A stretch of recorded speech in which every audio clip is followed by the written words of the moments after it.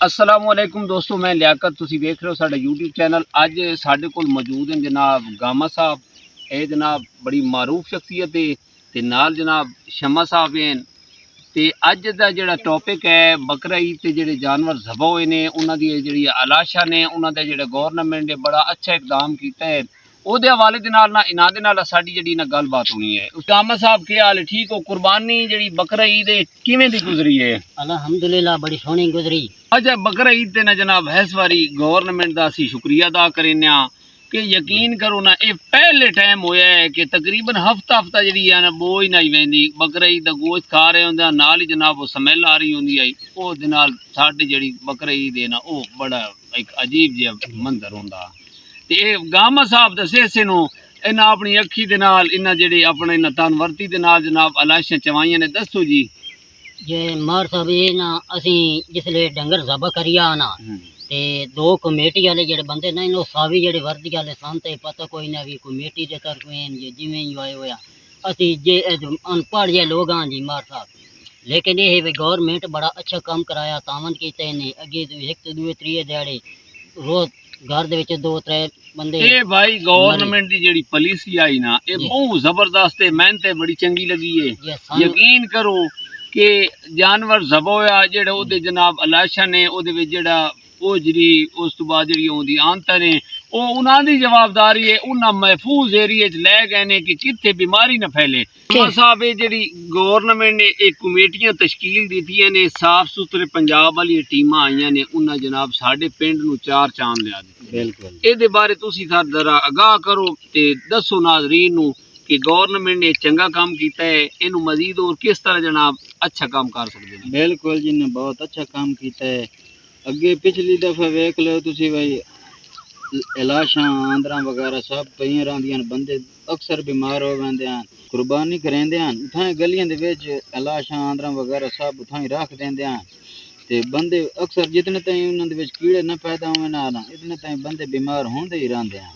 अच्छा ना अपना गामा साहब गवर्नमेंट ने कमेटियां तश्कील दित्तियां ने ना जनाब उस तो बाद शहरों के कैंप लाए ने उत्थे तुसी जनाब अपनी आलाशां जड़ी ना उन्होंने दसो बकायदा उन्होंने नंबर ते कॉल करो उन्होंने जनाब जेडे वर्कर है जनाब यकीन करो उन्होंने दिल खुश कर दिता। मैं ये मुबारकबाद इस गवर्नमेंट की वजीर आलम देना कि जिन्होंने एक काम एक कमेटियां तश्कील दित्तियां ने और यकीन करो कि बड़ा दिल खुश होया है कि इस बारी पता ही नहीं लगा कि बकरा ईद अगे तो होंदा है कि बकरा ईद होया तो जनाब हर जगह ते ढेरी लगी हुई है जनाब की जी कुर्बानी की थी अलाशा इत्थे छोड़ दी ना लड़ाइयां होंदियां। पिछले बारी लड़ाइयां होंदियां जनाब साडी गली दे विच कोई सट गया कोई कहंदा जनाब साडी गली दे विच कोई सिरी सट गया। इस बारी ना कोई लड़ाई काई नहीं। बहुत अच्छा काम होया अम्मा साहब। इस बारी जेडे मजदूर गरीब हैं ना वो मुशक दे वजह तो बख्शियां बांध के बेचारे काम करेंदे हैं। ये गवर्नमेंट बड़ा अच्छा काम किया। बिल्कुल इरादा है मार साहब के असीं खुद हो के उन्हां दे नाल तामन करिए। अच्छा गवर्नमेंट यकीन करो ना है थे आसान कोशिश करनी चाहिए कम अज कम एक गिलास पानी दा एक बोतल उन्हां नूं पिवा देनी चाहिए। भाई साडे कोल या तुहाडे कोल गवर्नमेंट दा अमला आवे कोई भी होवे तो उन्हां दे नाल ताउन जरूरी है, कोऑपरेट करना चाहिए और फर्ज है कि यार वो साढ़े कान आए ने ते असी उन्होंने होर तो असी कुछ ना दे सकते कम अज कम एक गिलास पानी या एक कप चाह तो बना के दे सकते। शमर साहब गामा साहब हक बनता है ना।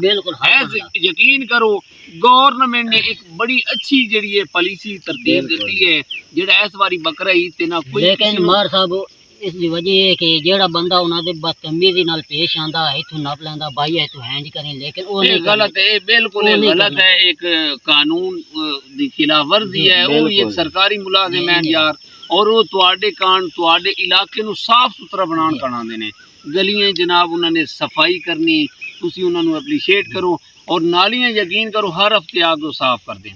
साफ सुथरा पंजाब की जी टीम गवर्नमेंट ने तश्कील दी खासकर जो पंजाब दे विच मैं यकीन करो इन्हों एक अपना दिल दी अथा गहराइयों तो मुबारकबाद देना कि इन्होंने ना एक साडा दिल जित लिया खासकर इस काम दे विच।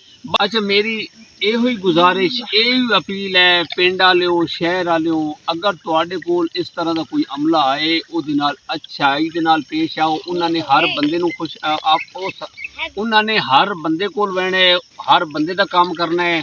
ਅਗਰ ਹੋ ਸਕਦਾ ਲੇਟ ਹੋ ਵੈਂਦੇ ਕੰਮ ਦੀ ਵੱਡਣ ਦੀ ਵਜ੍ਹਾ ਤੋਂ ਤਾਂ ਉਹਨਾਂ ਦੀ ਜਿਹੜੀ ਨਾ ਹੌਸਲਾ ਸ਼ਿਕਨੀ ਹੌਸਲਾ ਅਫਜ਼ਾਈ ਕਰੋ, ਬਜਾਏ ਉਹਦੇ ਨਾਲ ਲੜਨਾ ਝਗੜਨਾ ਨਹੀਂ ਹੈ। ਕਿਉਂ ਗਾਮਾ ਸਾਹਿਬ? ਬਿਲਕੁਲ ਕਿਉਂਕਿ ਉਹਨੇ ਤੁਹਾਡਾ ਵੀ ਕੰਮ ਕਰਨਾ ਹੈ, ਨਾਲ ਦੇ ਪਿੰਡ ਵੀ ਕੰਮ ਕਰਨਾ ਹੈ। ਅਮੀਰ ਦਾ ਤਹਿਸੀਲ ਕਰਨਾ, ਦੇ ਵਿੱਚ ਹਾਂ, ਕੋਈ ਗਰੀਬ ਦਾ ਕਰਨਾ। ਥੋੜੇ ਹੀ ਬੰਦੇ ਹੁੰਦੇ ਨੇ, ਥੋੜਾ ਹੀ ਸਟਾਫ ਹੈ ਜਿਨ੍ਹਾਂ ਨੇ ਜਨਾਬ ਪੂਰੀ ਤਹਿਸੀਲ ਨੂੰ ਕਵਰ ਕਰਨਾ ਹੈ। ਤੇ ਯਕੀਨ ਕਰੋ ਬੜਾ ਅੱਛਾ ਲੱਗਿਆ ਹੈ ਇਹ ਜਿਹੜਾ ਗਵਰਨਮੈਂਟ ਨੇ ਇਹ ਕੰਮ ਕੀਤਾ ਹੈ ਨਾ, ਮਿਹਨਤ ਬੜਾ ਅੱਛਾ ਲੱਗਿਆ ਹੈ। ਬੜਾ ਹੀ ਅੱਛਾ, ਇਸੇ ਪੈਗਾਮ ਦੇ ਨਾਲ ਸਾਨੂੰ ਇਜਾਜ਼ਤ ਦਿਓ, ਇਨਸ਼ਾਅੱਲਾ ਮੁਲਾਕਾਤ ਹੋਏਗੀ ਅਗਲੇ ਵਲੌਗ ਦੇ ਅੰਦਰ। ਖੁਦਾ ਹਾਫਿਜ਼।